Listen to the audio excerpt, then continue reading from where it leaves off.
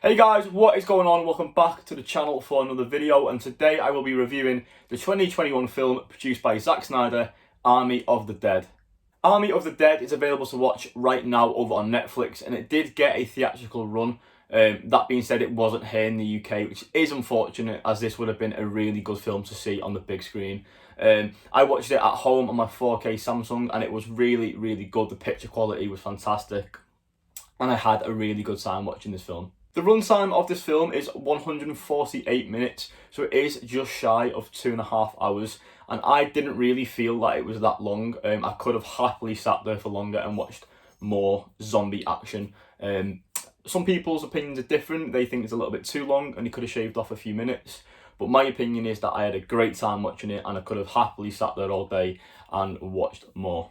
Now, the cast is pretty stacked. There's people from all over the place. I've got a few written down here, the most notable cast. Of course, you've got Dave Bautista in his first leading role, and he does an incredible job. It's really nice to see all the hard work paying off for Dave Bautista. Obviously, we know he's Drax in Guardians of the Galaxy and obviously the MCU, but he's really pushing for these bigger roles, and it's nice to see him in that leading role instead of being a supporting actor.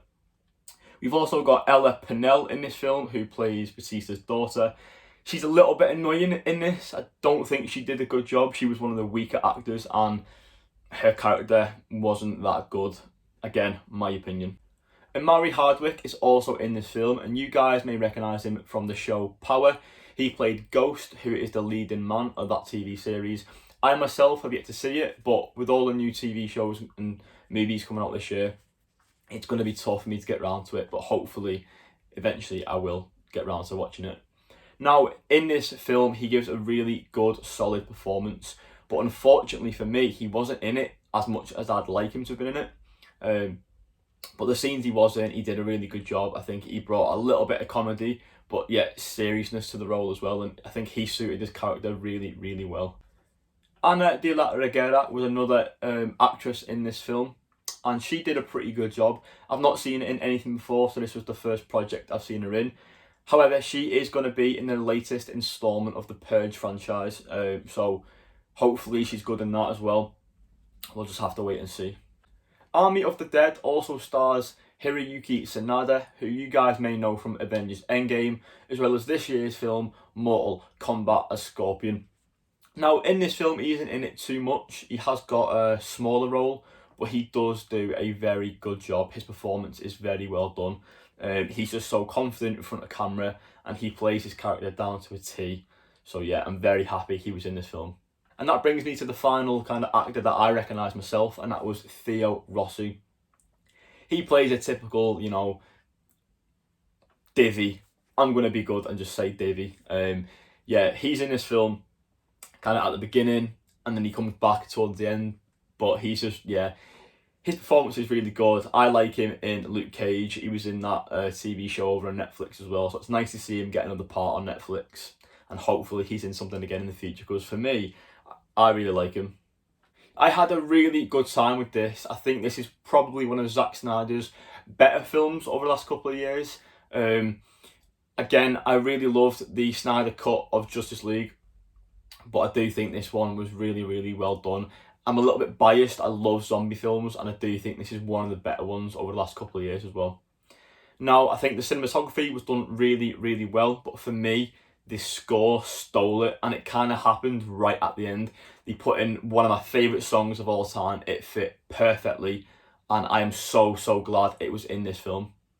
The cast, or the majority of them, did a really good job. I would have liked to have seen the casting team put in some more actors, because they did kill a few people off, and I would have liked to have seen maybe more deaths in this film. That being said, though, some of the deaths were done really, really well and a little bit different to prior zombie films, so I did really enjoy that aspect of the film. The plot of this film is one of the best things that I enjoyed. You have a zombie outbreak which is contained in Las Vegas, and you have this businessman who wants to hire a team to go into Vegas, to go within the zombies and extract billions of dollars from this safe. Now, little do they know, that is not the only thing this guy wants extracting. and there's a bit of a twist just over halfway through the film, and I didn't really see it coming. I'm not going to spoil it for anyone as it is release day, so go ahead and watch it. But I really enjoyed that. It did come as a surprise. And of course, I have to talk about the zombies. Wow, they were so good. I haven't seen this kind of take on zombies in a film ever. The CGI on some of it was great. The costumes were fantastic. The makeup team must have worked so hard on it because they looked really, really scary. The gore was great. The setting of this just worked so well. I loved it. I loved everything about it. You had some of them like running around. You had some just like climbing and stuff like that and jumping around everywhere.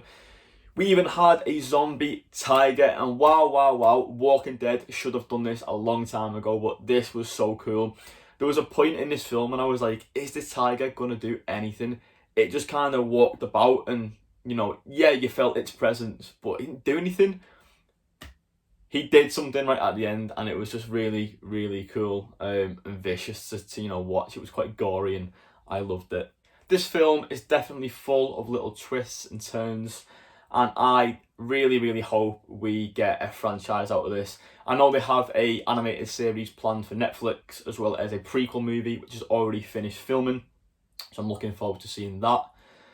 And I really hope this film gets a physical media release, whether it's on Blu-ray or 4K. I don't care, but I do think this would make a great 4K like steelbook as well. The colours just are so good in this film, and I'd love to own it in my collection. Now, over on Letterboxd, I gave this film a 3.5 star out of 5. If I had to rate it out of 10, I'd probably give it a 7. It just hit a 7. I had a great time with it.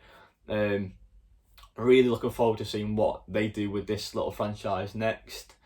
If you guys have seen it, let me know in the comments down below. Leave a like on today's video, hit that subscribe button if you haven't already, and go follow me over on Instagram at The Movie Insider. Again guys, thank you so much for watching, and I'll see you in the next one.